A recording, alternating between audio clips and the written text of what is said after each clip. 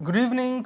Welcome to the very first edition of the first GBA Europe Roundtable here at Rui Cunha Foundation. I'd like to welcome you, all of you who are watching us via Facebook Live, and of course, the distinguished and friendly audience that we have here joining us at Rui Cunha Foundation. This is the first installment of a series of talks bridging Europe, China, and the Greater Bay Area, seen from Macau with a regional and global perspective.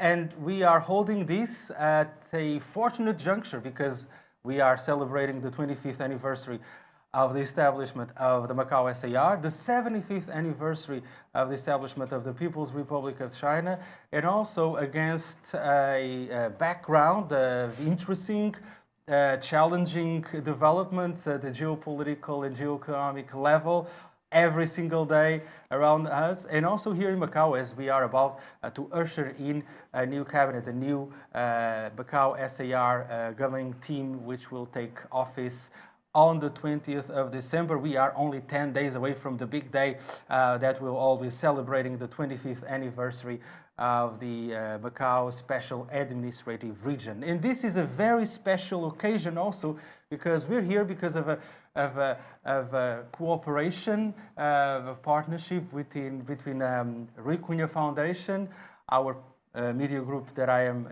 head of Macau Business Magazine, which is the main publication, and this exciting brand new outlet called Great Bay Express, which we are partners, and we've been developing this project since last year, and now we'd like to also introduce you all this publication. And with that in mind, I'd like to ask Professor Wu Mei. She's actually the one behind the brains behind this conference, who came up with this very timely suggestion of holding the very first GBA Europe Roundtable. Professor Wu Mei is a president of the Asia Pacific Communication Exchange Association, which is a publishing entity of Great Bay Express. Professor Wu Mei, a good friend, and the floor is yours, so you can let us know a bit more about this publication and this project. Thank you.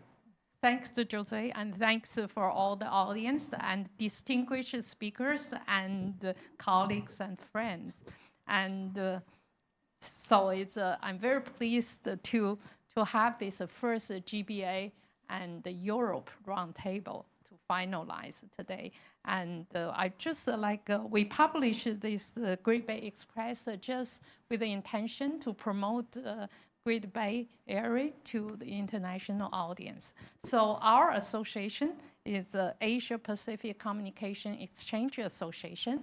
So our goal is to support media and communication education and their activities. So this is one of our to meet our goal objectives for globalization, multiculturalism, and harmonious society in the world, hopefully. Thank you very much, and we give the floor to Jose and the co-host. Thank you. Thank you very much, Professor Wu Mei, for this initiative, for this great cooperation, and the first of a series of talks on relations between Macau, the Greater Bay Area, and Europe. And we are fortunate to having here a distinguished panel of guest speakers. And I'd like now, and we are also very fortunate for having myself for being sitting next to a highly distinguished co-chair of this session, José Luís Salles Marques. He's a senior economist, senior because of his knowledge, not age. Also a senior columnist of Macau Business and Great Bay Express, and a former mayor of Macau until just a few months ago. He was serving as president of the Institute of European Studies of Macau, an expert on Europe-China relations, and a very good friend of our very good friend and also of the foundation. Of course, as always, before I finish, if I cannot forget always to thank the Rui Cunha Foundation, thank the whole team for all this priceless support in all of this cooperation projects that we've been carrying out over the years. The floor is yours, Jose. Thank you very much, Jose, and it's a great pleasure for me to be here. We have a distinguished panel of guest speakers, and I would start by introducing on my right-hand side, Peter Hellis, which is International Executive Representative of Invest Guangzhou, Chief Advisor of the Guangzhou Huangpu District. Then I have Joshua Chiang, Managing Director, Macau Institute of Industrial Technology, a techie guy, as he was saying.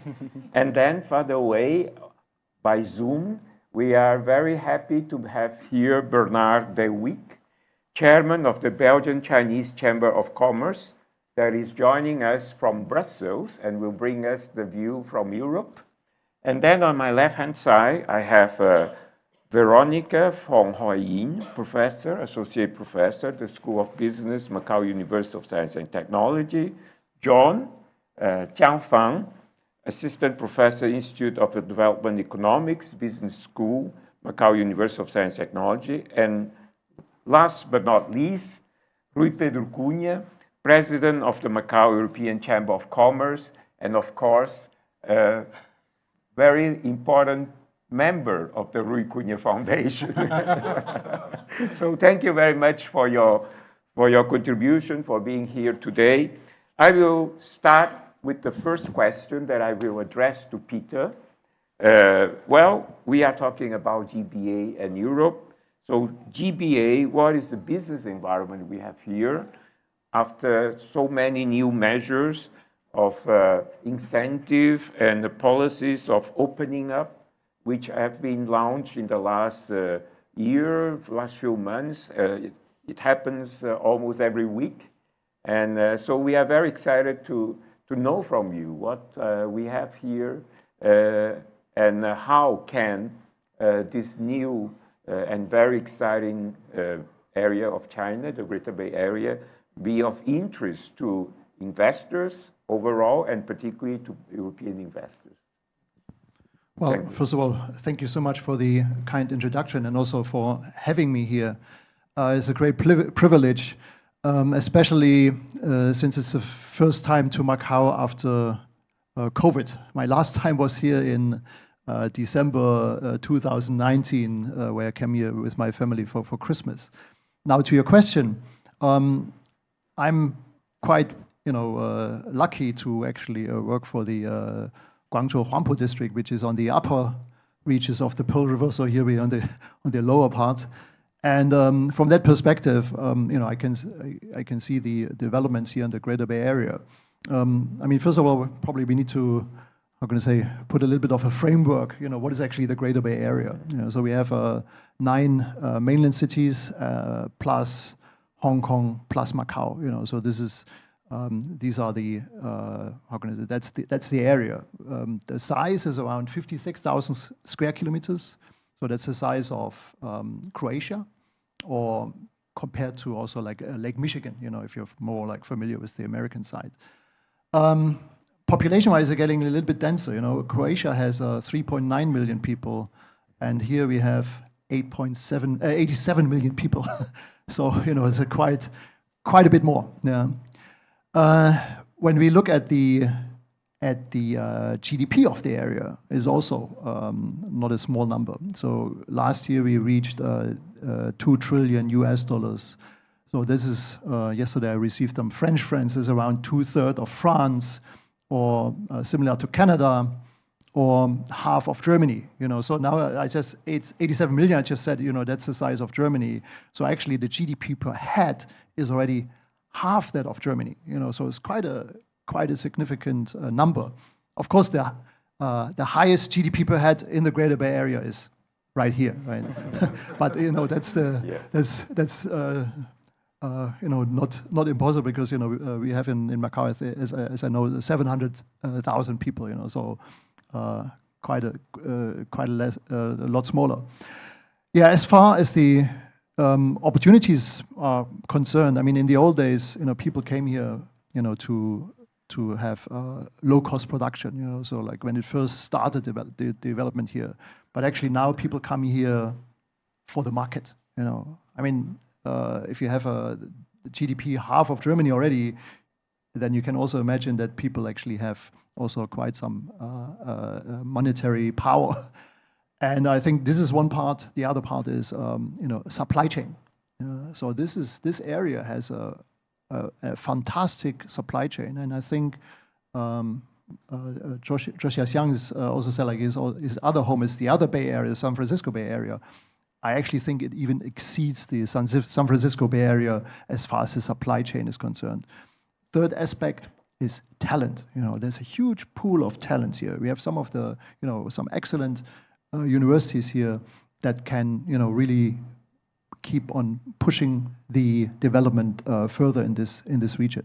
But I think I should give some time to the other panelists as well. Yeah, but okay. No, it's fine. It's fine. Thank you very much, Peter. And in the meantime, I'd like to acknowledge and thank our dear good friend Gao Yuan. He was kind enough to squeeze in some time. Mr. Gao is the director of the Department of Public Diplomacy and Information of the Office of the Commissioner of the Ministry of Foreign Affairs of the People's Republic of China and the Macau SAR. Thank you very much, Gao Yuan, for coming. Thank you very much. Thank you. Thank you. Yes, well, I think we can continue with Joshua here. Maybe you can give us a little bit more input. For instance, the sectors of the Greater Bay Area that are, that you are involved with, and how they can actually attract investment from Europe, for instance. Okay, yeah, great question. Well, as Peter mentioned that my permanent home is in San Francisco Bay Area, but my new home actually is the GBA. And let me show you something.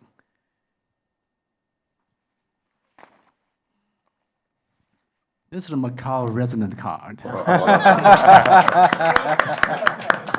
I am very fortunate to be the first group of people to get this Macau resident card.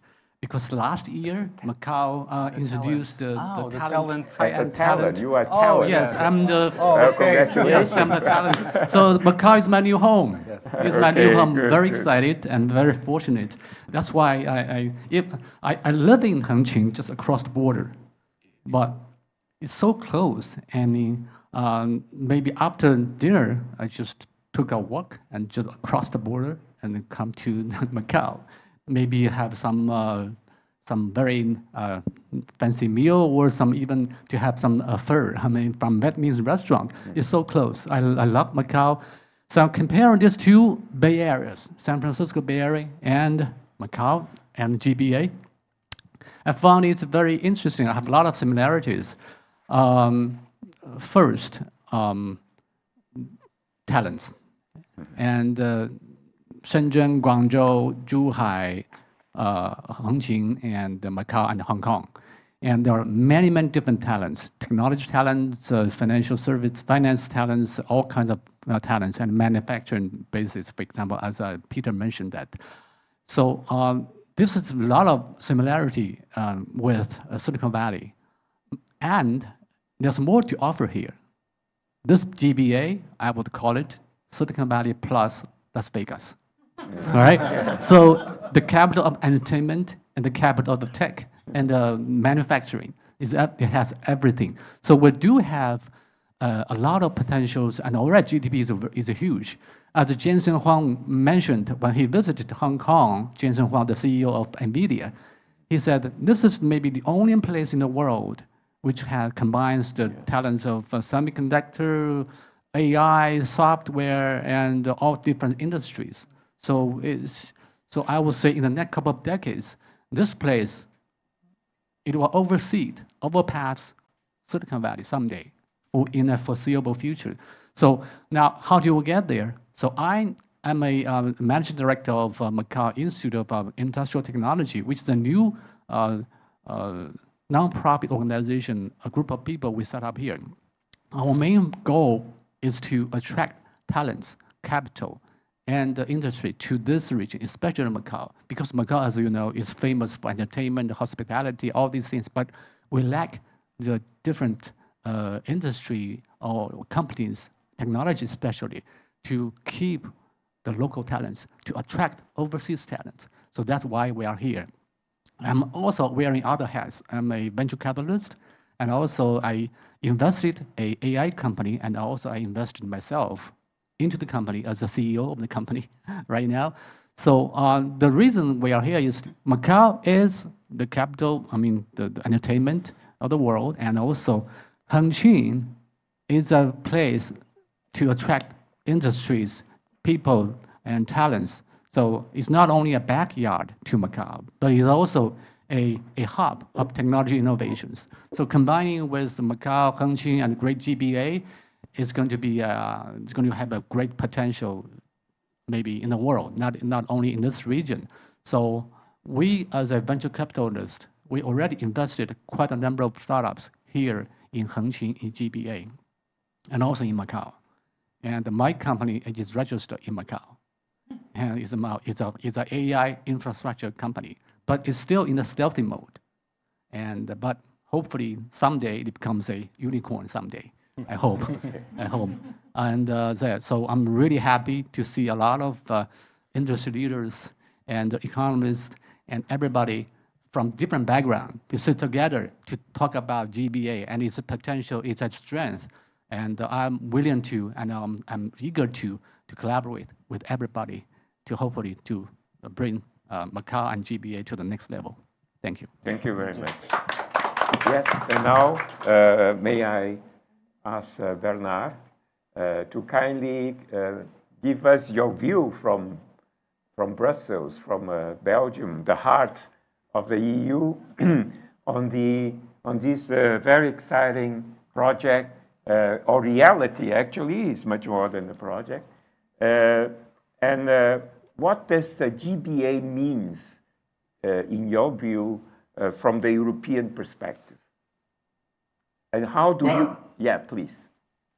Yeah, well, thank you, Mr. Chairman. And first of all, let me express my frustration not to be in Macau today. Okay. I'm under the rain and the gray weather of Brussels. But I would like first to say that I first went to Macau in 1982.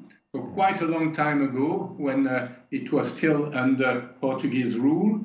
And at that time, Macau was, for me, full of charm, but a little bit a sleeping beauty, except for the gaming industry. Mm-hmm. And what I see now is really impressive, because Macau woke up, Macau has dynamism, and has a dynamism of the GBA area. Seen from Europe, I would say that GBA is the place for innovation, technology. It's the preparation of the 22nd century already. The problem, I think, in Europe is that not so many people are aware of the potentialities GBA is offering, Macau is offering, and therefore such an event that you organize is more than welcome. Especially, and we will come back to that, at a time when in Europe you have a certain number of voices to express, I would say, anxiety towards the relationship with China, China being perceived as a systemic rival in the words of the European Commission, but at the same time, China being a privileged partner. And I think we need to insist on that and to insist on the potentialities the region is offering for European companies, and especially for small and medium-sized companies from Europe. Well, thank you very much. That's a really great view. I think the perspective is really very important. Let's work on the cooperation side rather than the whatever the other side is. So I would like to ask Veronica to give your views on the subject that we have been talking about. Please.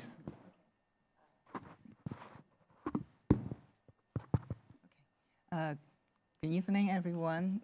It's my honor to have a speech here. So basically, I'm a local Macau person, and I had been involved in different projects in the GBA. Recently, I, in reality, consulted a lot of businessmen in the Great Bay Area, and I think I have interviewed more than 50 investors, business guides in different 9 cities, including Hong Kong and Macau as well. I'm doing the Macau work now. I found that it's a great opportunity, especially for us in Macau, to provide an opportunity for the, especially the European investors, institutions, or different parties to know about the Great Bay Area, because I think we know more about policies in the Great Bay Area, and it's a little bit different. So, especially nowadays, the development in China, Great Bay Area, and they offer different types of e-commerce and digitalization. The opportunities for investment is really huge. So, in the 9 cities located in Great Bay areas, they have different talented people, and then they have different types of resources. They can share institutions they help, and many different types of research institutions, universities. We connected together and we can form a network, especially make good use of the digital economy. So forth now we talk about the technology. So I think we can share the resources, information, and different types of platforms in order to enjoy something we call about the, talk about the sharing economy. So it's a great contributions, especially as the other speaker mentioned about the populations, the contribution of GDP. So we can think about how to make the cake even bigger, share about the economy together.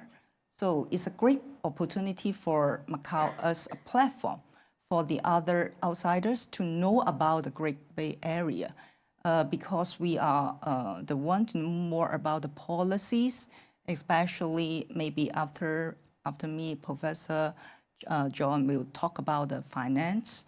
And then it's a little bit different about the financial setup, but we have now I think the government is working really hard to try to connect everything together. So it's more convenient for the investors, for other collaborators to work with us, and then to share some of the maybe profits or maybe the resources, so we may know about, to enjoy the location better. So this is what I can share. Okay. Thank you. Yes, John, please, maybe you can follow up on the... Okay, thank you very much for this very valuable opportunity for me. Yeah, so as Professor Feng said, I will talk about, my opinion from the perspective of the finance. So as we know that Macau now is like the main industry is the gambling industry, right? So the government is trying to diversify, the industry into the like a 4 pillars industry, like include exhibition and finance, or maybe technology, maybe Chinese medicine. So the finance is one of the major area need to develop. But the thing is that I think the current focus for the Macau government is on the bond market. I mean, the bond market is important, right? It's a kind of the main finance area.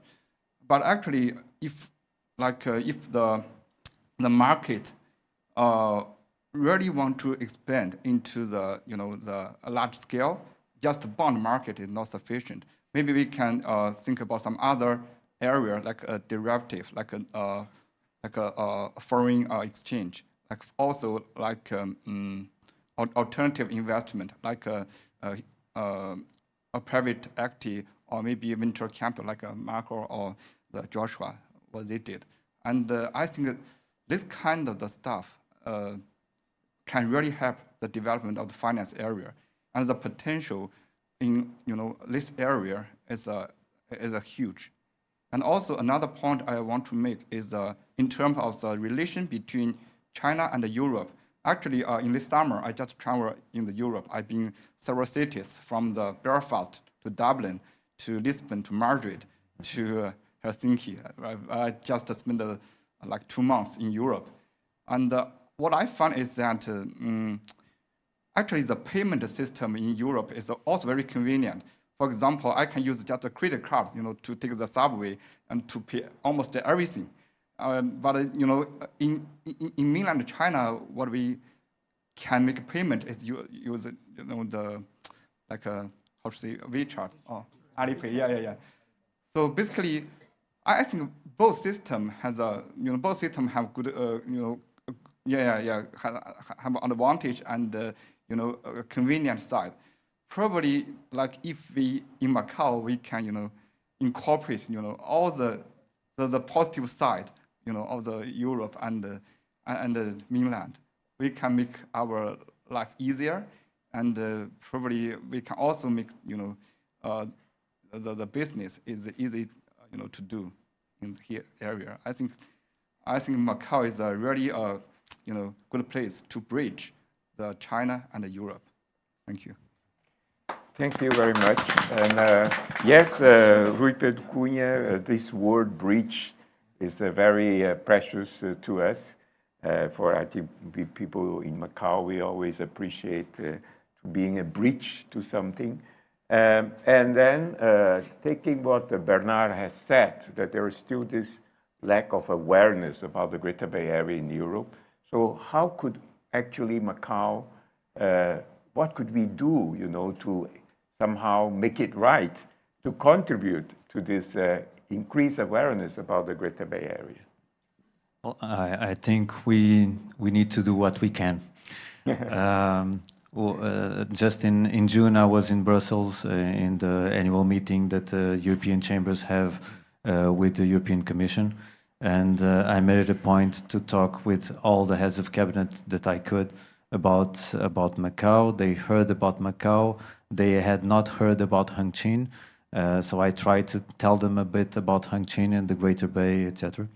The mood in Brussels, unfortunately, is not very open to cooperation. Most of the people I talked to were intrigued.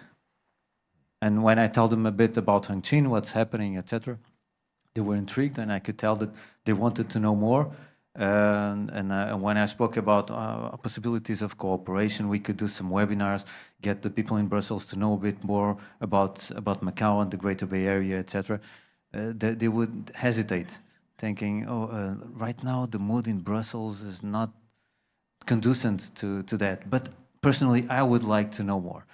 And I think it's interesting that people are interested in learning more about Hengqin and about the Greater Bay Area. We've been hearing about the Greater Bay Area for about 5 years, and the Deep Cooperation Zone in Hengqin for about 3. And now we are starting to see things really happen in practice, because it's easier and easier for Macau people to cross the bridge, in this case also a bridge, and go to Hengqin.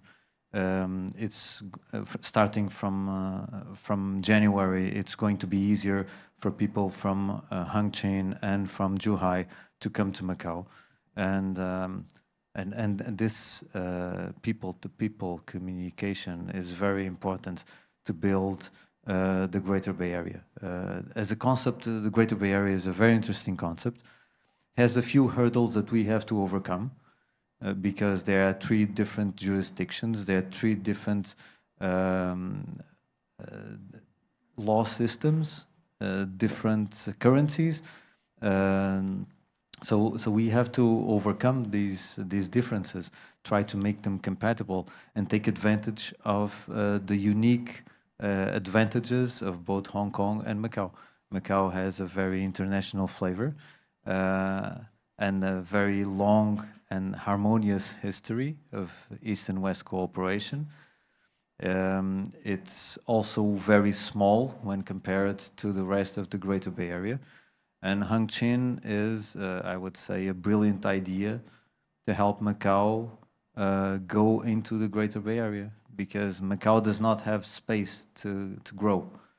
And by creating Hengqin as a way, as a cooperation zone, as a way of Macau companies or European companies to set up in Macau and then have their warehouses, their productive units, their research and development units in Hengqin, is a way to help Macau go into the Greater Bay Area without the disadvantage of the lack of size that it currently has. So I have a great expectation regarding what's going to happen through Hengqin and the integration of Macau into the Greater Bay Area through Hengqin.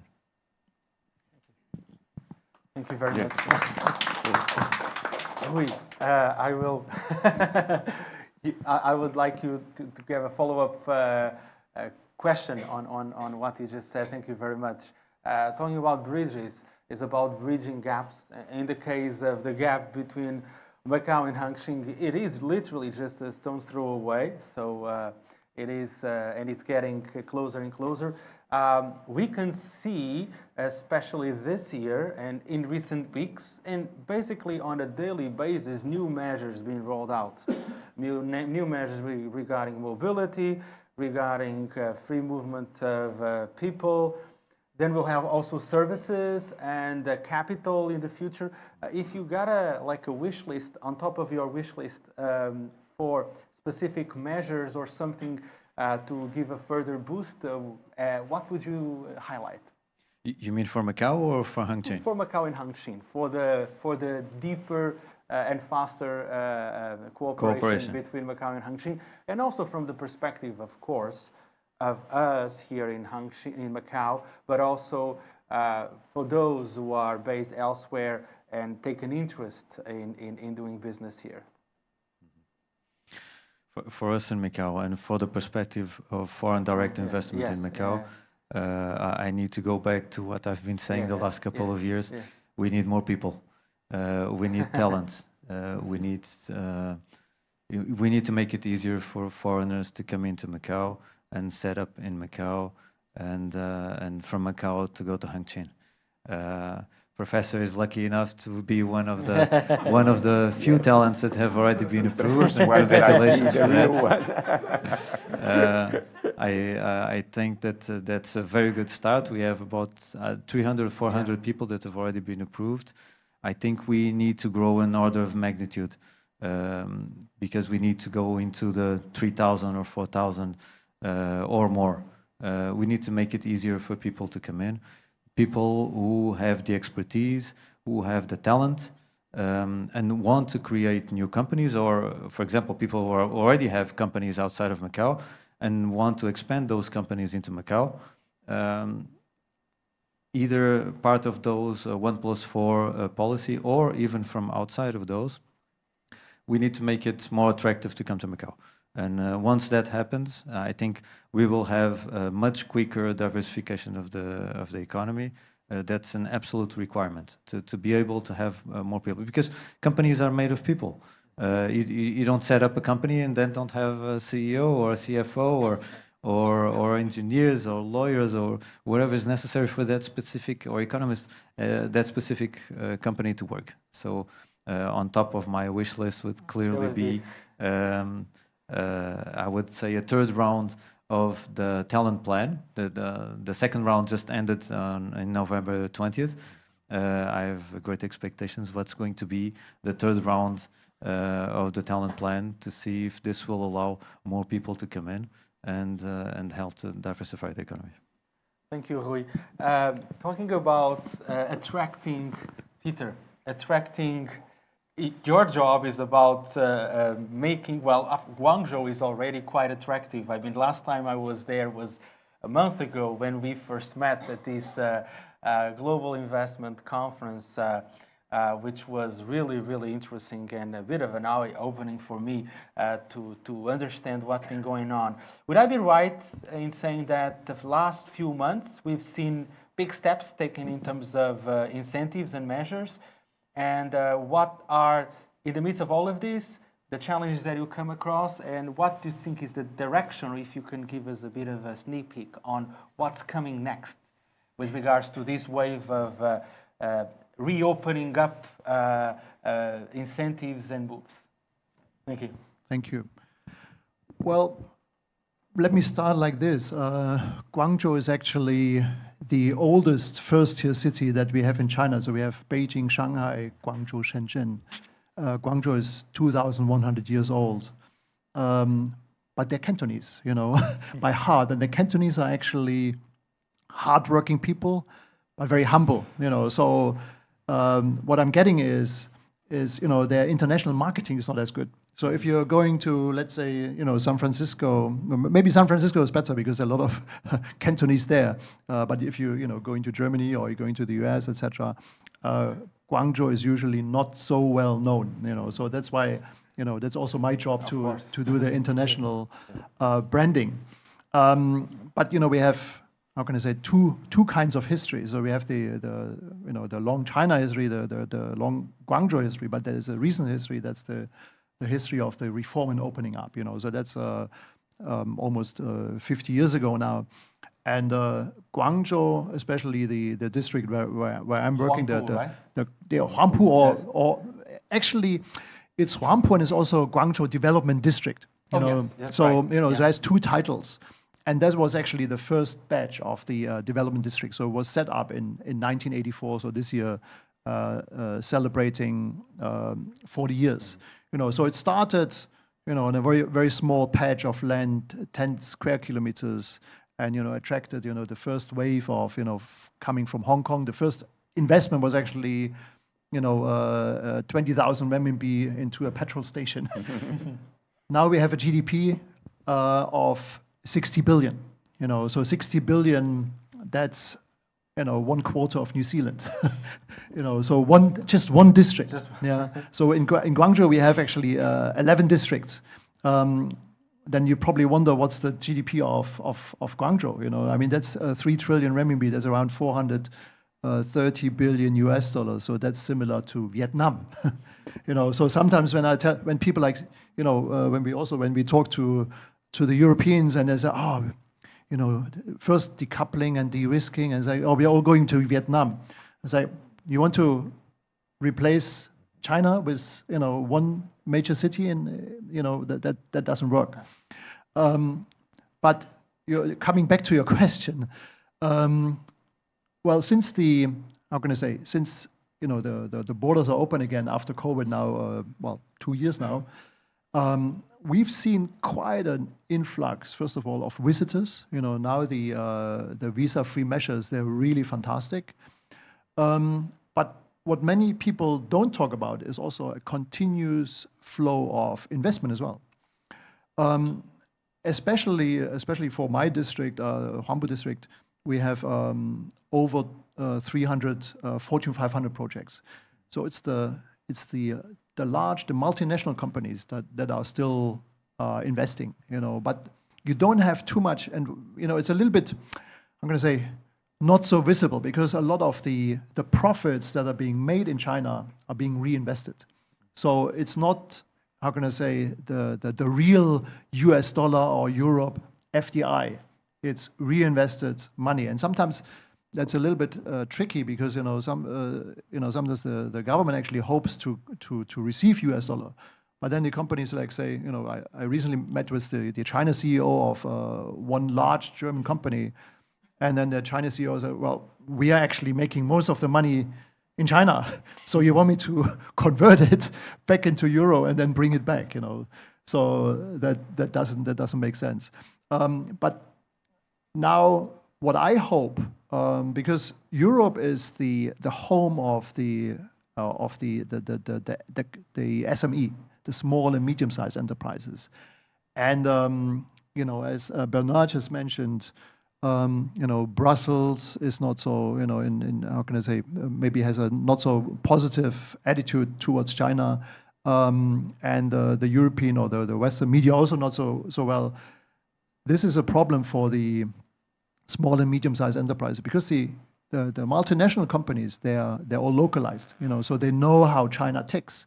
But it's, the SME, the small and medium-sized enterprises that are basically family-run and quite conservative and very nervous also about, where they put their investments. So they are actually the ones that are holding back more, and that's why we need, European Chamber. I used to be the vice chair for the European Chamber here in southern China, and so we need to also lobby back, to talk the China story. Of course, we have to raise the points, what's not working, what's difficult, but at the same time, let's not miss out on the opportunities, on this huge market, on this huge innovation pool.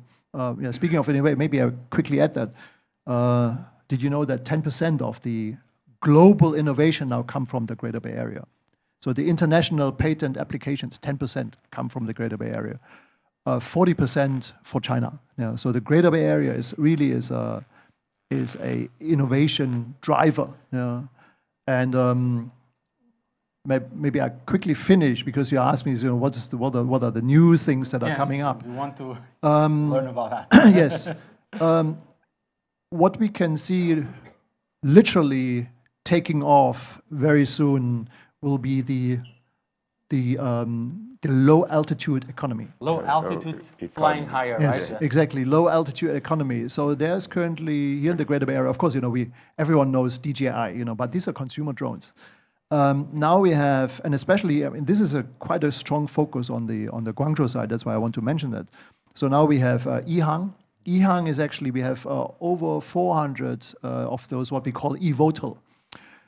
So these kind of flying taxis, autonomous flying taxis. So you don't fly them yourself. You sit in there, close the doors, and then pray, right? And these are point to point. So they are like a Uber flying machine. And EHang is the first one to have received the license to fly, not the license to kill, license to fly. And this is one part. The other part is also drones that are basically, looking after the agriculture, for example. There's another Guangzhou company called XAG, very young founders. And they say they want to make agriculture sexy again. So there's a lot of young people actually now that came from the countryside, or they're the offspring of farmers who came here to the Greater Bay Area to work in the factories, and now they're going back to the countryside with their drones, automating the agriculture. And the third one is you might have heard about XPeng, Xiaopeng, also like a new energy vehicle.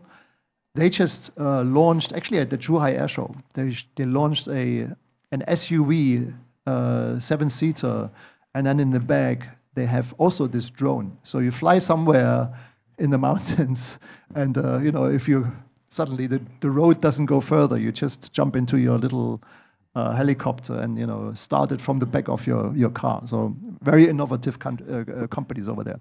Yeah, thank you.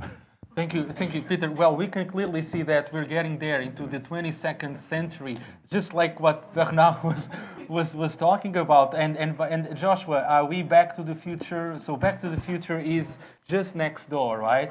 Yeah. We don't have a flying DeLorean, but we have something even more exciting. Am I right? And as a tech enthusiast and driver, what would you like to share with us? Yes, actually, I would like to answer the same question just you asked to Peter. Is how do you attract people, talents here? I mean, as the chairman of Commerce mentioned that we need to accelerate the talent program. That's one thing. I think the most important thing is that when people attract people here, we need jobs to keep them, right?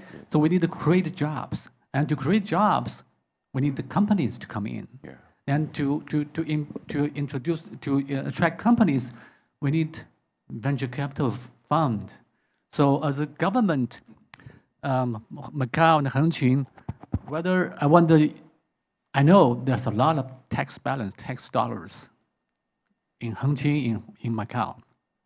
How do we best use those money? set up VC fund, invest in VC fund, and then those VCs will invest tech companies and to attract talents from around the world to this place.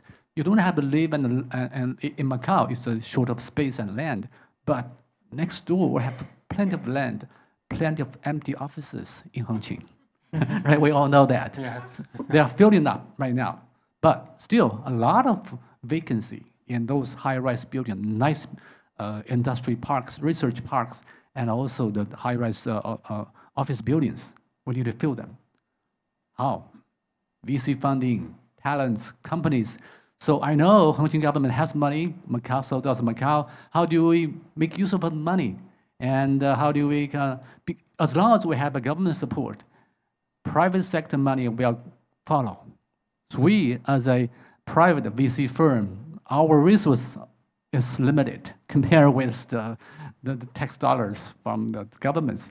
But we are the first of a few VCs heavily invest our money, little money, into this place, these two regions. So I would say that's one thing. The other thing is, since Hongqing is already kind of a backyard of Macau, the free and open internet, can we do that in Hongqing, right? So if that opens up, I would imagine all the AI startups will coming in, free access to all the best of breed AI technologies out there. All the internet companies, cross-border e-commerce companies, they will come in. They don't need government support. They have money already, but they want a open internet to access to everywhere, and everywhere in the world can access their website as well. So this can be done. They're talking about it for quite a while, I know that, but yeah, we really want to see that happening. Yeah, that's my 2 cents. Thank you very much. Very, very interesting. And this is certainly also ranking on the wish list on the top 3, right? Certainly, that would be a potential game changer. Certainly. Thank you, Joshua. Bernard, about 20 years ago, when I was actually a student of European Studies at the Institute of European Studies of Macau, under Professor José Luís Charles Marques' presidency there. That was a kind of, we used to call it the honeymoon period in terms of Europe-China relations. There was a lot of talk about strategic partnerships, cooperation, in all sorts of dialogues. So the mood was pretty hopeful. But that's not the case nowadays at all. How do you see, how can we turn this tide, and what lies ahead in terms of the political developments that we will be having, obviously in the United States with the Trump administration.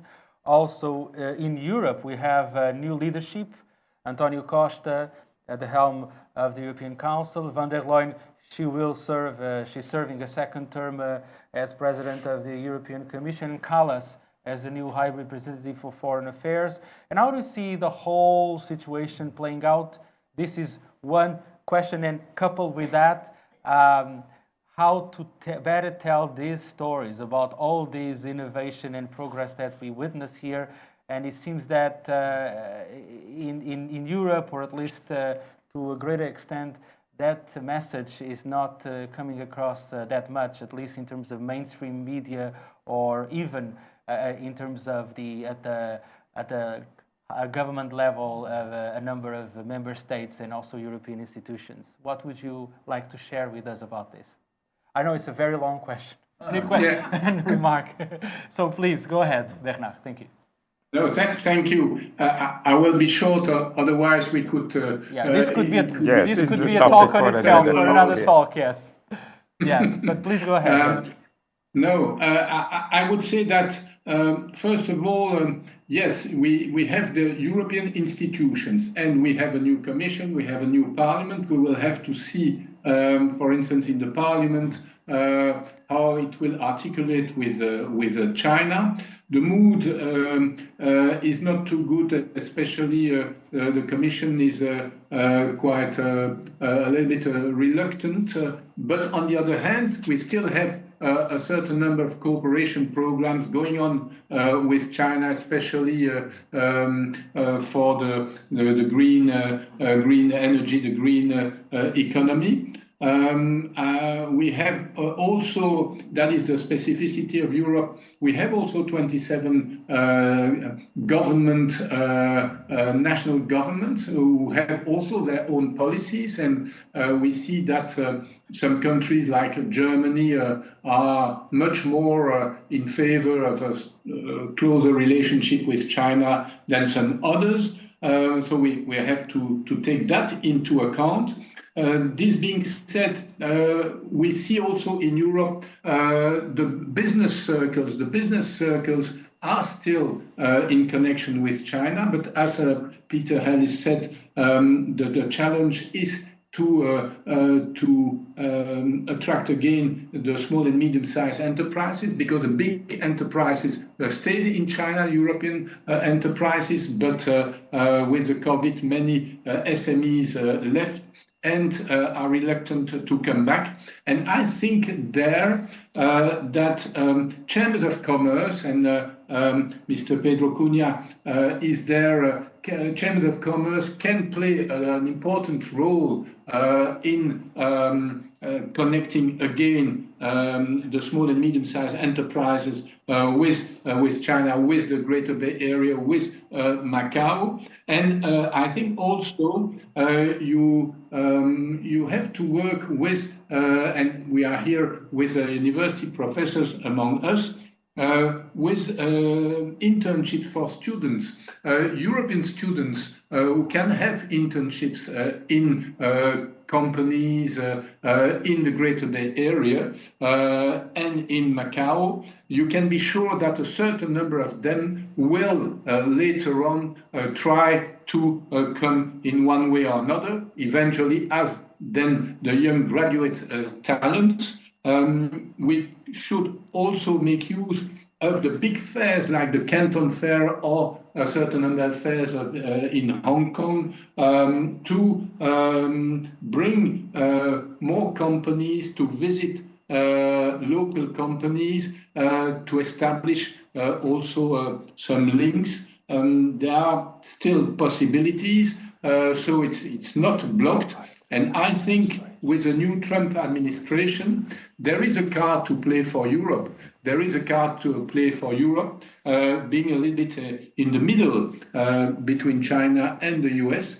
And the fact that Mr. Costa he's taking the presidency of the Council is also something very important, because I think here the Portuguese government, the Portuguese culture is open to the world, and is open in particular to China through the history of Macau. So I'm not too pessimistic. We cannot ignore China. China is too important in the world and for Europe in particular. We just have to avoid pure nationalist measures, pure protectionist measures that will have a contra effect, which will push our companies out, and that will not be the good result. So I'm relatively optimistic. Thank you, Bernard. Talking about people-to-people linkages and the role of Macau as a local expert and scholar, Veronica, what can we do? I mean, what can we contribute further for bringing to bridging these gaps, and what would you like to add to the conversation if you want to also address some of the issues that were mentioned here, please? Thank you. It's a good question. In reality, I found that in Macau, there are more, I think, institutions doing something like, especially establish some organization in Hangqin. So I think like incubators. So especially for the small, medium and enterprises, so they may have a chance to know about China more.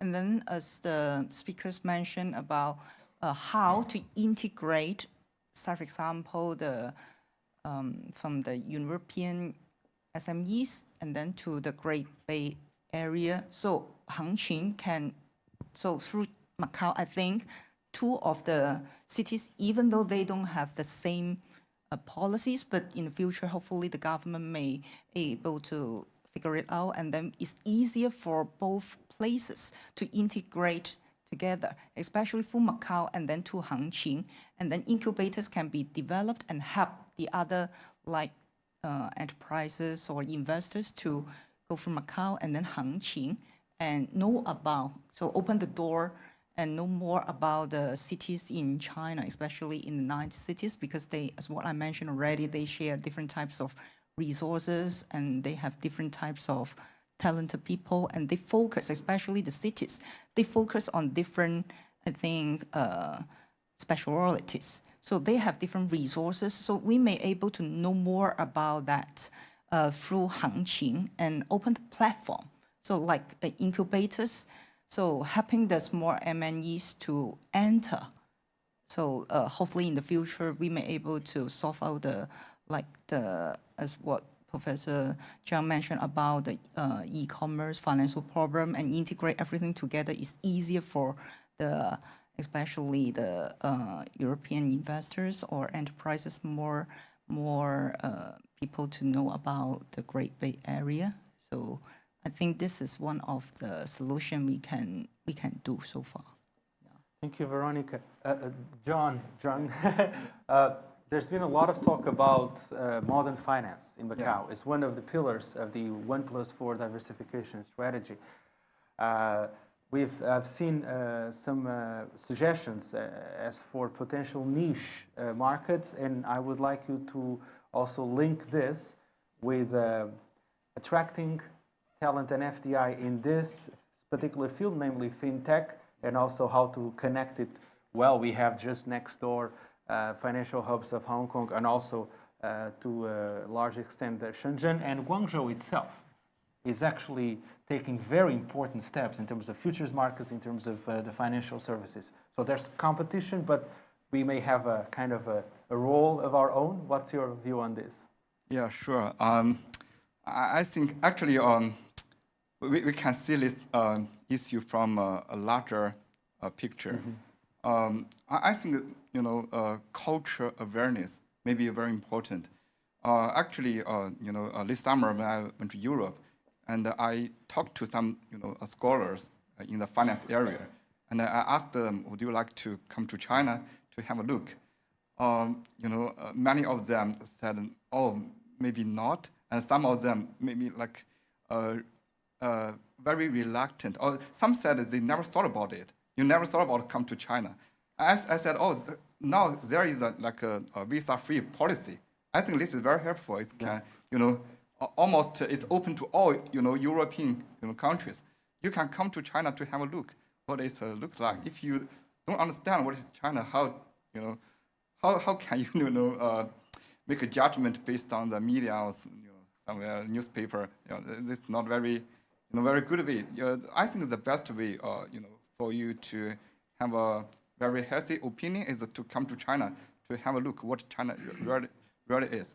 So to do so, I think that the cultural awareness is really, really important. And also, I think there is a new policy in Macau as well, right? So, like non-Chinese resident here can also go to the mainland, for a couple of days. That policy is very helpful actually, to go to the mainland, to have a look what China really look like, and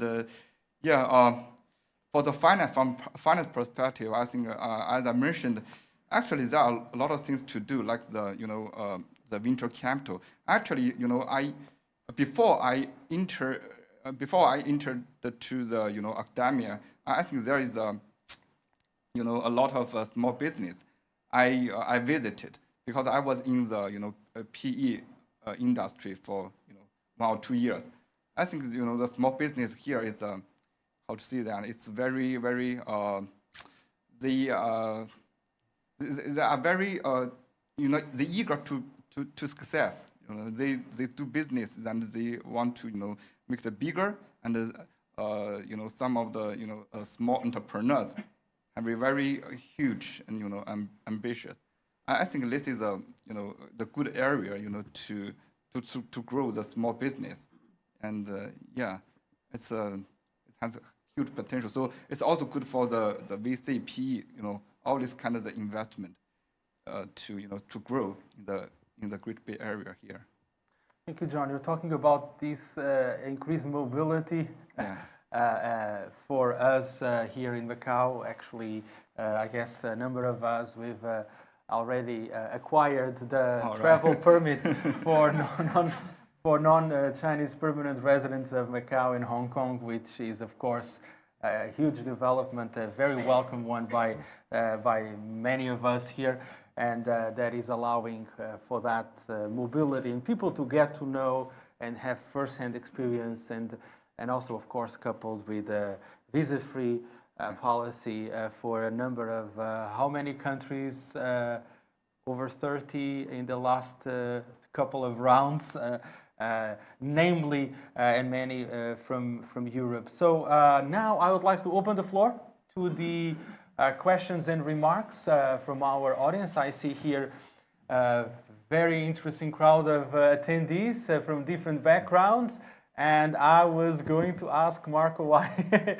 So Josh was talking about capital, venture capital, Peter also about funds, and I believe, and I know that you've got a story to share, and perhaps also a question to throw to the panel. Yeah, sure. It's my pleasure to be here, especially as a Macanese born and raised here. So I definitely echo with what Peter and Joshua said. As a Macanese, we're too humble. So before I moved to the UK and the US, I was a very humble guy as well. But after educated in the US and the UK, I think we are too humble and we have to sometimes market and brand ourselves better. So for example, Macau Polytechnic University, it actually has a very great AI drug discovery center. University of Macau has a very great cancer institute, Professor Jia Xia. His H index is 124, which internationally renowned professor, the H index is usually only 45. So why are we not marketing this to the world? So that's what I'm trying to do as a Macanese. Just coming back for around a month, the government or other people are rolling out red carpet to welcome, international people to come here. I think that's the strength of Macau, because if I go to Hong Kong or Shenzhen, maybe it will take me a year to schedule a meeting, right? But in Macau, I think, it's very easy for us to schedule meetings and to do business here. So I think, that's the unique point of Macau, and that's also the reason why from time to time, I always come back to Macau to attend all these events. But my question today is, for the Greater Bay Area, I think obviously one thing that we want to avoid is internal competition. So for Hong Kong, it's obviously a finance hub. For Guangzhou, perhaps clinical trial. Shenzhen, very good at innovation and technology. What about Macau? What is our unique edge? And how can we work together with other cities to bring for the greater good of the Greater Bay Area? Thank you. Oh, thank you. Thank you very much. Question. Yes, Yes, please. okay. Yeah. Well, when I walked to this venue tonight, walk on the little alleys. Sometimes some of little alleys remind me of old town of Guangzhou. Sometimes some alleys remind me of Europe. The lights, dim lights, the little alleys, streets. So sometimes it's like Europe, sometimes it's like Guangzhou. Sometimes if you walk into a high-rise, casinos, gaming, hotels, it's like a Las Vegas, right? So, this is a melting pot of everything. So Macau, I think, comparing with other GBA cities, Shenzhen, high-tech, and the Hong Kong Financial Center, this could be a melting pot of the world. So bring people across the world to this place. You can live and enjoy life in Macau, but you can work in Hengqin. You can have your startup. You hire a lot of high talented people in Hengqin, and all of the world.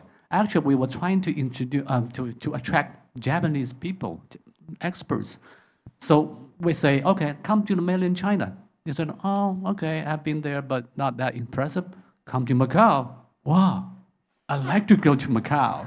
Because when I graduated from college, the first international trip was to Macau. So the expert remembered that. He had a very good memory of Macau. So this place can be a melting pot to attract global talents, live and work in Hengqin and Macau. So try to leverage Hengqin. It's not only about Macau, it's about Hengqin and Macau, what they call in-depth collaboration zone, something like, yeah, so that could be the unique advantage of this Hengqin, Macau and Hengqin. Thank you, Professor Joshua. Professor João Paulo. Oh, no, I'm sorry, please, go ahead. Yes, can I ask a question? Of course, please go ahead, you first. Sorry. 1, 2, 3. Okay, I'm also a Macanese people. Yeah. I live here for 20 plus years, but I've been in the US for almost 40 years. Okay, this sounds good. As we know, politics is economics. Economics is politics. Now, this is more for the European panel over there. As you know, this collaboration of European Union and the Great Bay Area involves a lot of transfer of high-tech science and involves a huge financial transfer. And all of this outside the control of the United States government. And as we know from Russia, the United States, they intervene all these things. They are extremely sensitive about this. Now, the question that I pose is the European Union prepared if the United States react? I'm sure they are going to react because they have a doctrine that says the following, that they don't allow any country in the world to surpass the United States. And this, from my point of view, this is a big threat to them because this Great Bay Area is a phenomenon, is a world phenomenon with over 100 million people, very hardworking people, extremely smart people. By American standards, I come here, I'm surprised with everybody, the way that they work. So how will Europe prepare to respond to the United States?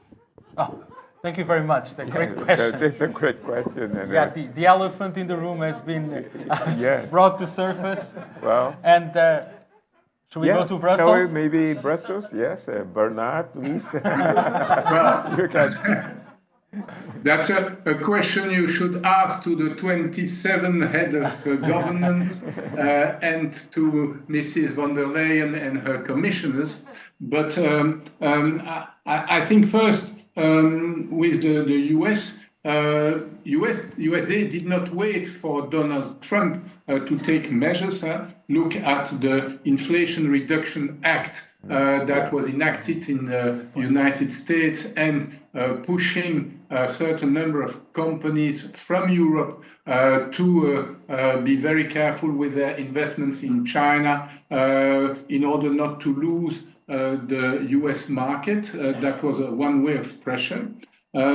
This being said, I think that will be a big debate in Europe, within Europe. I think also that there are different voices in Europe, and some countries will be willing to go ahead with China, while others will be more reluctant.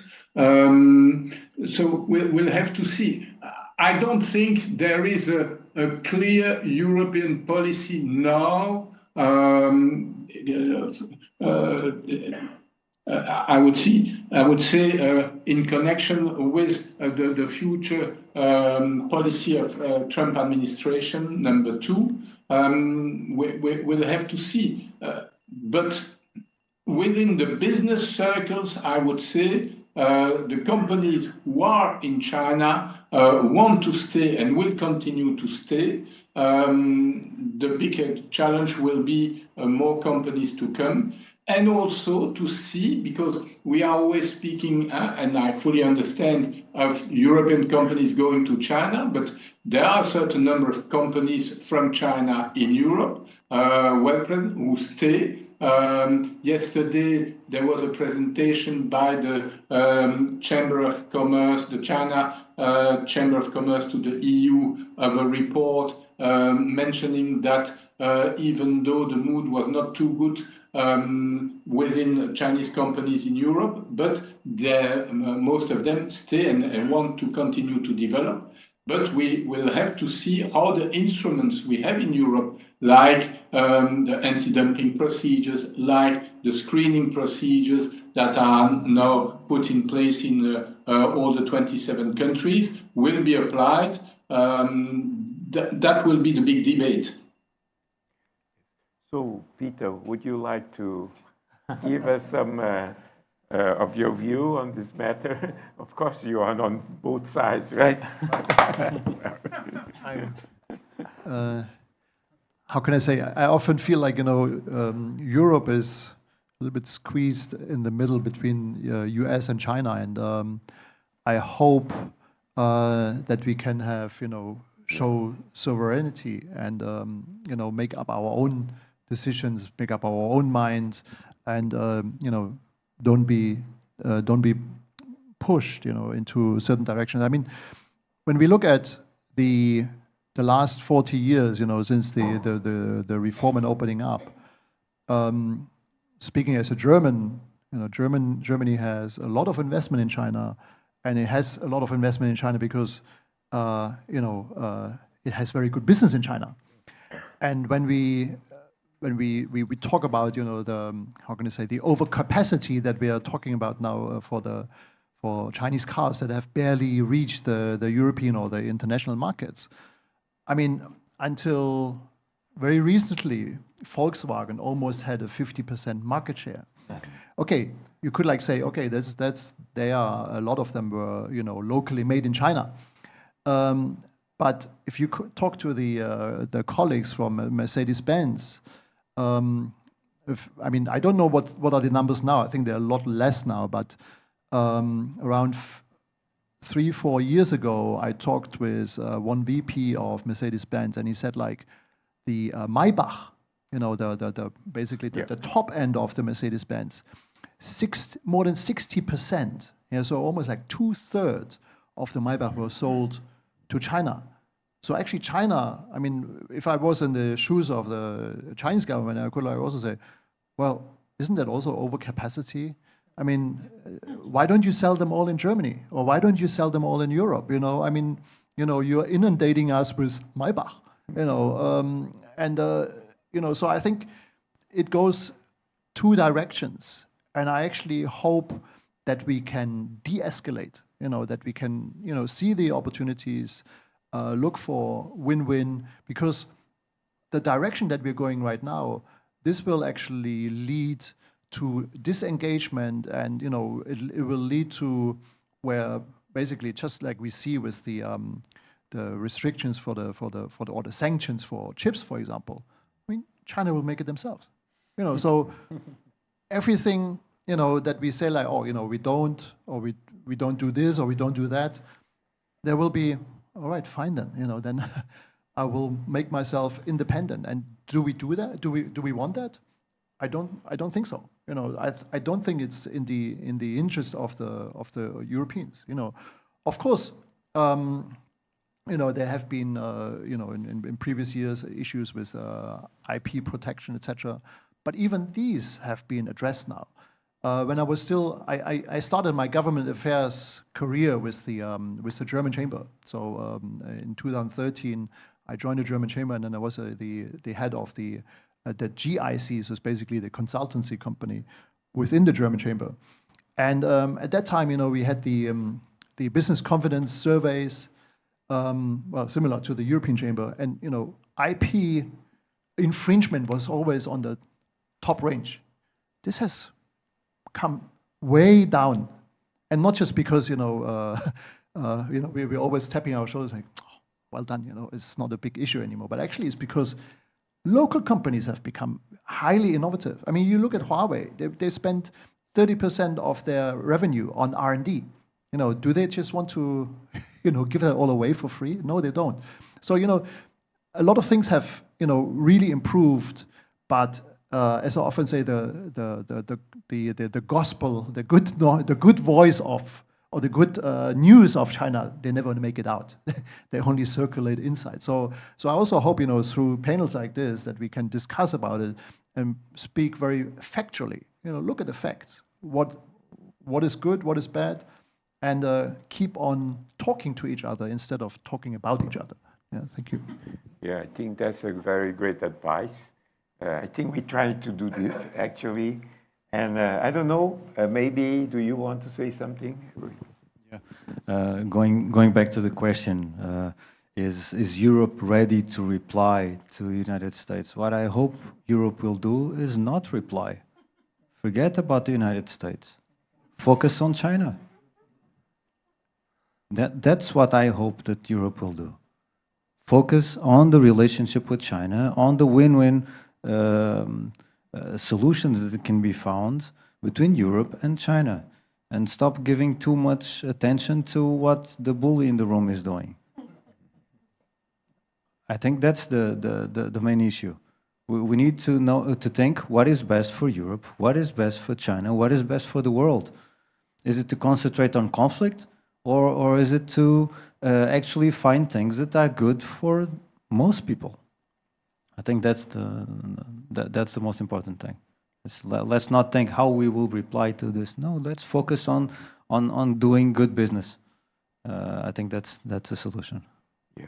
Well, John, you are the finance person. Of course, all of this involves finance and payments, right? Is it anything you think that is coming out, in terms of international payment systems, which been so much thought about and so on? What are you? The BRICS. What do you think about that? The BRICS dynamics. Yeah, I think actually, I think the most important thing is to talk. So, for example, Europe can express what what are the issue they really want to they really concerned about, and maybe China and also talk to Europe what is the most important thing that China cares about.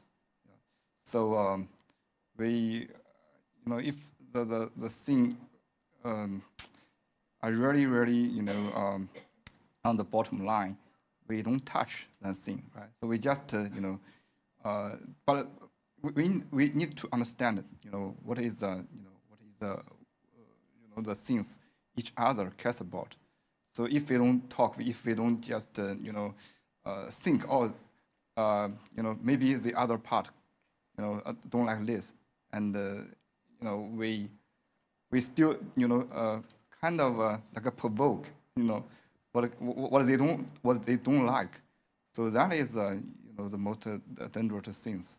I think to understand each other, maybe the talk is the best thing to communicate. Yes. So. Of course, yeah. Based on the question, I think since it's like a political issue, something a very macro level stuff we can't control, but in the economic development, so it's divided into macro, meso, and micro level.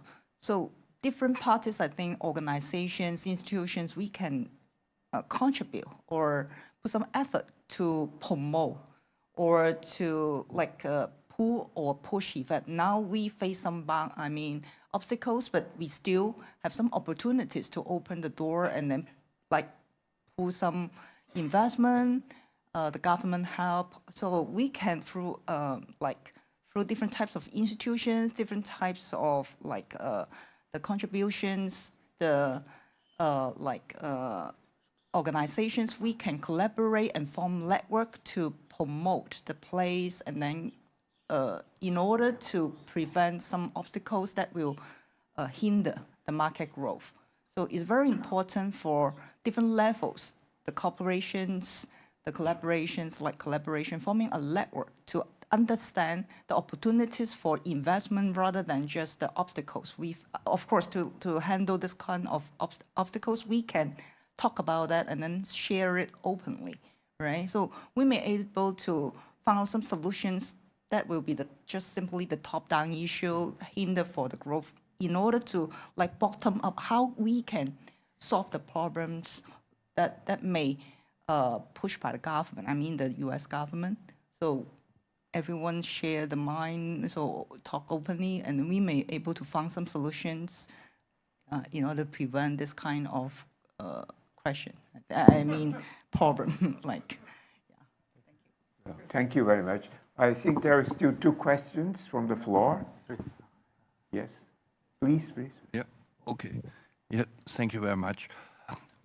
I would like to mention, if I listen very often to so special business activities, if an outsider would sit in such a meeting who comes for the first time on the world, he would think this is for the first time. What I want to say, the China business started 40 years ago, and many big companies from Germany are already here, and many small companies are already here.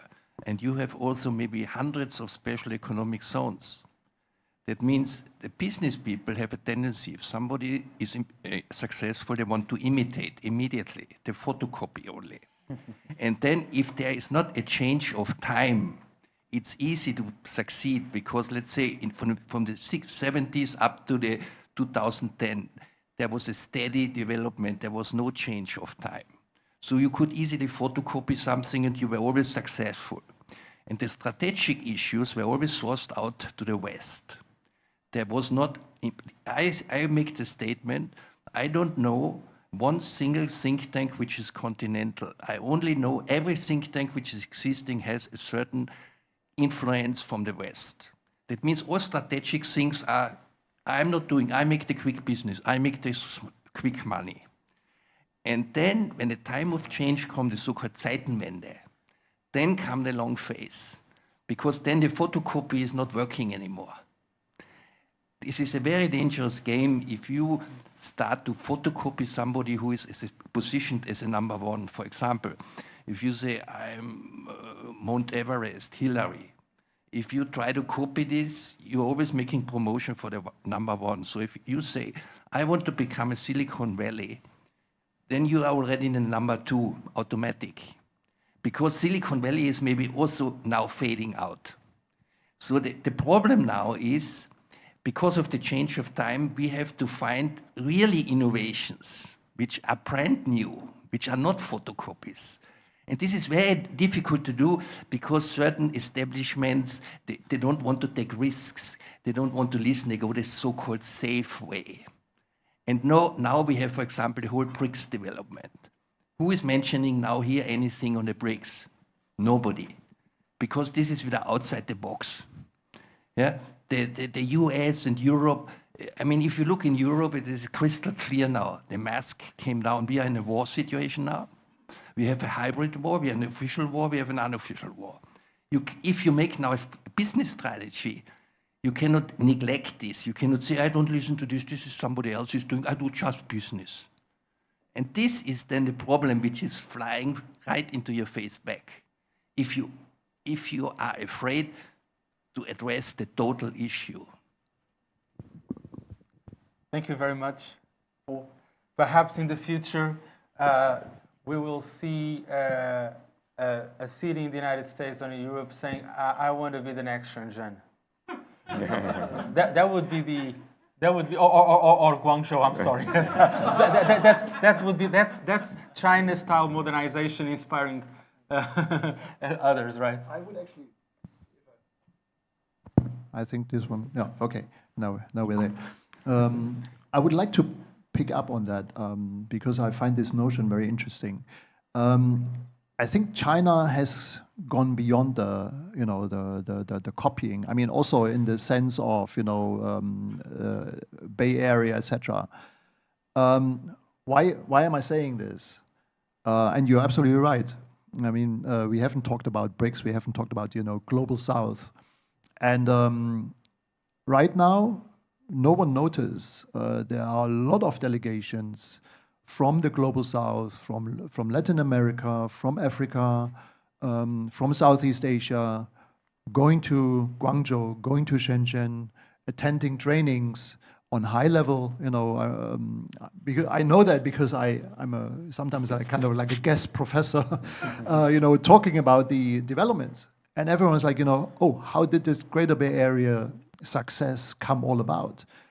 And these young people, sometimes on a pretty high level. I recently had a delegation from Southeast Asian countries, from Laos, from Myanmar, from Cambodia, but even also in Shenzhen, I was speaking at the Huawei seats. So this is kind of like where Huawei does a ESG program to educate young people in the ICT sector, and these young people, they come to China and they look up to China and say like, wow, how did you manage that and how did that come about? And I want to learn from you. And I find that, very, very encouraging, because currently, me as a European, as a German, I find it a bit of a pity that we are still sitting on the high horse and, how can I say, looking a bit down on China and saying, oh, this has all been copied and, we provided it all and they took it all, and it's beyond that, and the system, the model, the way things have been worked out here, and especially in the Greater Bay Area, there is some depths of policy planning, of talent attraction, of financing it, and yes, the government plays a crucial role. The government is how can I say, a facilitator, and a very proactive facilitator, and a very hardworking facilitator. I mean, I often joke I'm the laziest in the Guangzhou government. They are working 7 days a week, and I'm not kidding. They are working 7 days a week, and they have very smart people working there. So I hope in Europe we wake up, smell the coffee, and get our act together, and make policies that will also make our Europe great again. Maybe I can say that. Thank you. That would be mega or mega make mega. Yeah, mega. Let me add on that is that last week I went to Kuala Lumpur to give a talk about the topic. The topic is China's digital innovations and their applicability to Southeast Asia. So a lot of audience, they are CIOs, CTOs of leading Malaysian companies. They were eager to learn digital innovations happened in China in the last couple of decades. And so like this gentleman mentioned that, and also Peter mentioned that as well, China is already, in terms of digital innovations, digital transformations, already not only catching up, but also are leading to some extent. And I, as a kind of tech executive in the previous life, I was in Microsoft, in the Silicon Valley, and also some companies here in China.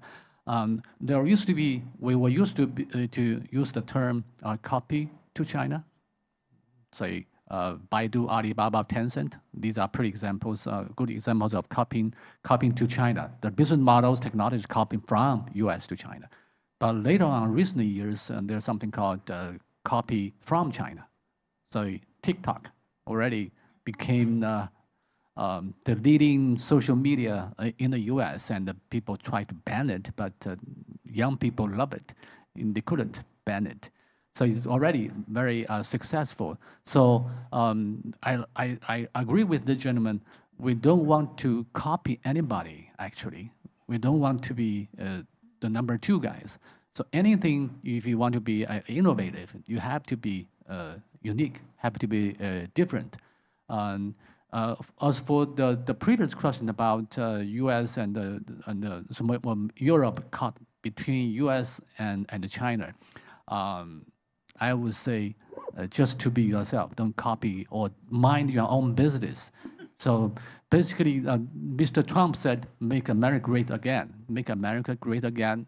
That's good, but don't make America great at the price of other country by sanctioning by hurting or other countries or the rest of the world. So mind your own business, make America great again. That's good, but be strong by yourself. Don't by weakening others. Don't by harming your trade partners. So everybody, I mean, Europe, China, and US, same thing. You want to be strong yourself by collaborating, not by hurting with each other. Thank you. Great. So before we wrap up, I'd like perhaps we have two, yes, maybe you have, yes, please, remarks and questions, please. Go ahead, yes. Okay, my name's Sunny from Australia, but I moved in 2014 to this area. So maybe just one comment and maybe a quick question for Josh, but anyone on the panel can have a stab at it. I found myself in 2014 when I came to Hong Kong first. That was my first time, not out of Australia, but first time in China, Hong Kong. And I went to Shenzhen, I went to Macau, didn't even know what Zhuhai was. didn't even know it existed until I went back and then decided to move here. So I think it's on the comment about awareness about the GBA and how that unfolded here. I'm in the industry I'm involved in is cross-border IP. So I think you mentioned about intellectual property. And I just came back from a trip in Huangpu as well, actually, with the Guangdong IP Research Association. And yeah, so quite astounding. And for example, from an enforcement perspective, the Jiangmen IP Circuit Court, I mean, who just didn't realize that was a thing, you know, and awareness, just being here, it's like, gosh, like, and they take their work so seriously. And you mentioned about 7 days work. I mean, I'm kind of thinking 8 days a week, you know, they're literally grinding it out. So I don't know, that's just a comment because I was not the beneficiary of it, but I was like one of those ones who was just like, wow, what is happening here? And I think you're brave to talk to your colleagues at the upper echelons where we could never go and engage with them. I think that's quite something. But the comment, the question was more about the attracting talent. And I know you've got such a wonderful, you've got the, what's the exact thing you got? Residence card. Oh, the residence card. Macau. Yeah. And attracting talent. What, in your view, would be something at the more micro level that could be done to attract talent in terms of logistics? I mean, not so many people. I'm thinking, not the overqualified, but the ones that you want to attract. Are they just willing to up and leave? You know, is it just money that they're after, or can they leave, life chance, and all of these things? What are in the midsection, so to speak? How? Well, yeah, like I said before, it's just that people need jobs, high-paying, high-tech jobs.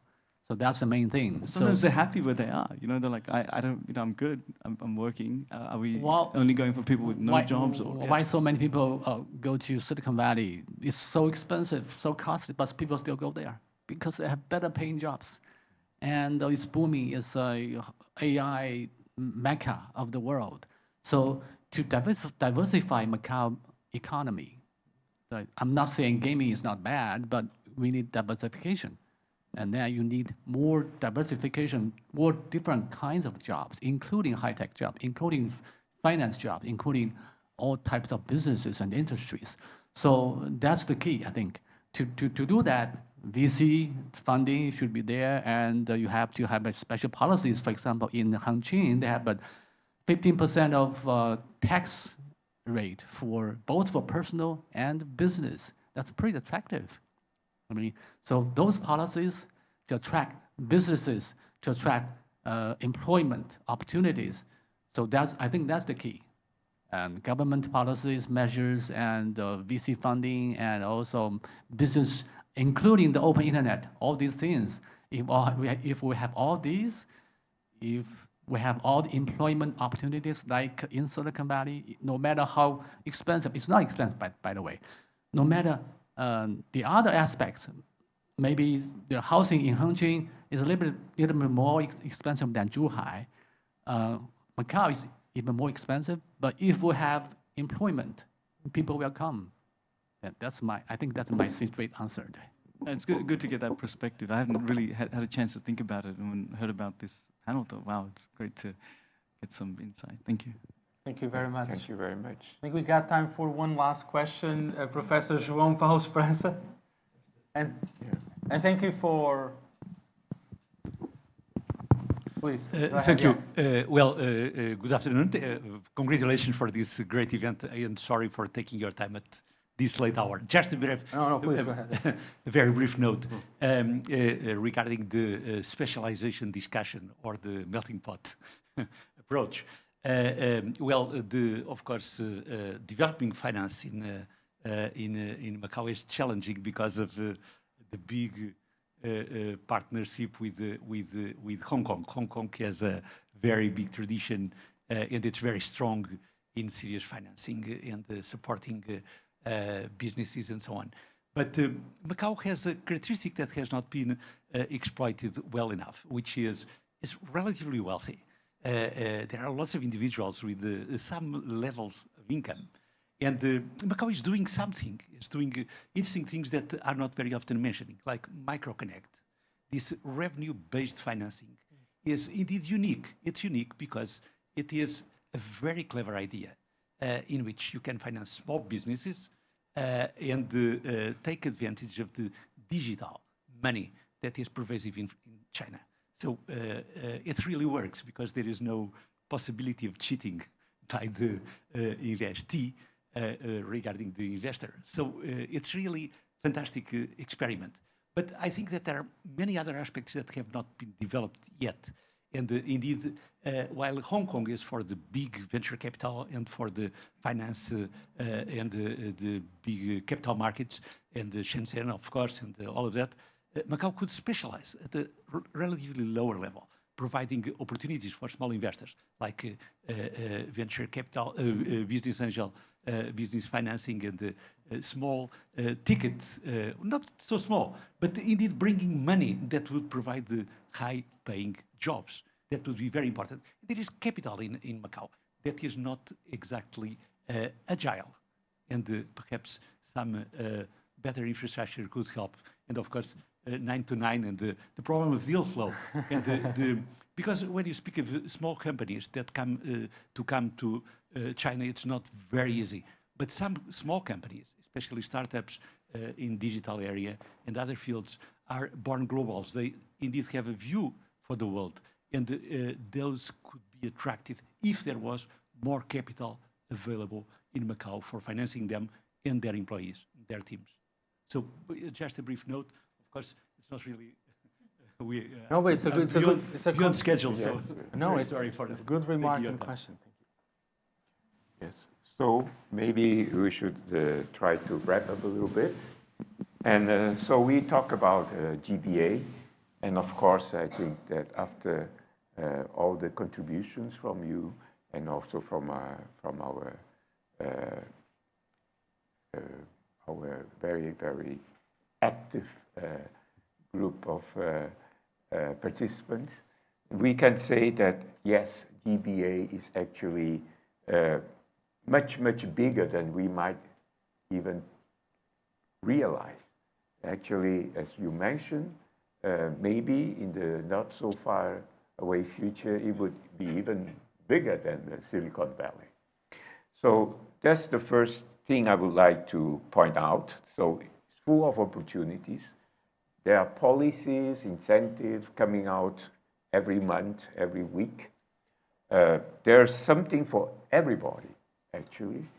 And of course, these opportunities, there are opportunities for small and medium enterprises and, of course, for micro enterprises as well.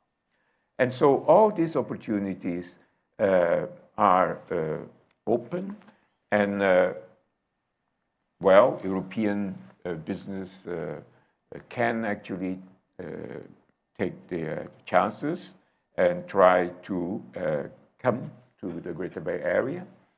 There is a problem with awareness. There must be work done, extra work done in regard to awareness. And of course, this extra work can be done also by Macau, through Macau. And to do that, Macau actually has to be much more I would say, assertive in a good sense, cannot be so shy, and must actually do something which is to communicate to the world and to brand itself. It has to be, Macau has to be able to brand itself, to position itself in a way that the world will start looking at Macau maybe from a different angle. The other thing is that, of course, we are talking about very, kind of geopolitical tense environment in the world. We can never forget about that. We should always take that into consideration. But on the other hand, we also see that dialogue is of crucial importance. Dialogue, which can be done at so many different levels. And this is one of the levels that it should be done. Because, and also universities, academia, dialogue not only, let's say, addressed to the business community, to the politicians, but addressed to the young people. Because I think the younger generation, they will see at these opportunities because they have problems with jobs. They are sometimes super educated. They have very good level, high level education, but they do not have opportunities. And so the younger generation will eventually be the key for this dialogue to establish in a more efficient way.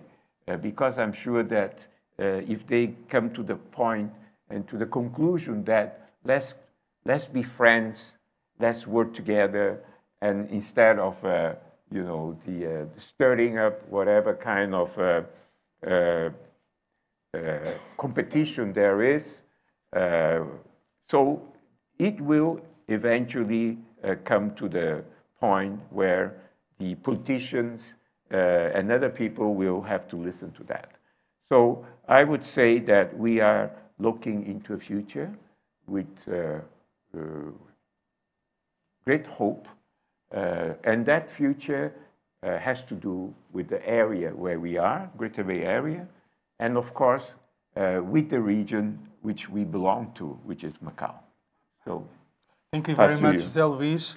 Thanks a lot for this enlightening conclusion of our talk. And talking about branding the Macau SAR, I suggest you to take a look at the coming editions of Macau Business Magazine and Great Bay Express. You'll find a very, very interesting piece, an op-ed by José Luís on branding the Macau SAR in the context of the Greater Bay Area. Thank you very, very much. A lot of food for thought. Really, really enjoyable. Distinguished panel of guest speakers. Thank you so much. Bernard de Witt, he is over there in Brussels. There was a small glitch, but thank you so much he's following us on Facebook Live, for joining us for this special roundtable. Joshua, Peter, Veronica, John, Rui, José Luís, muito obrigado. Thank you so much. A big hand. And also, before concluding, special thanks, as always, to our great friends and hosts of Rui Cunha Foundation. We are honored by the presence of Rui Cunha, Dr. Rui Cunha himself, president of the foundation, Rui Pedro Cunha, who is here wearing the hat of the Macau European Chamber of Commerce, but also Vice President of the Foundation, and Mr. Tubal Gonçalves, CEO of Rui Cunha Foundation, and Professor Wumei for, in good time, putting forth this suggestion for this series of roundtables. Thank you so much on behalf of Macau Business, Great Bay Express, Rui Cunha Foundation. Thank you all. We'll be back soon in a few months' time with the second installment of the GBA Europe Roundtable series. Thank you.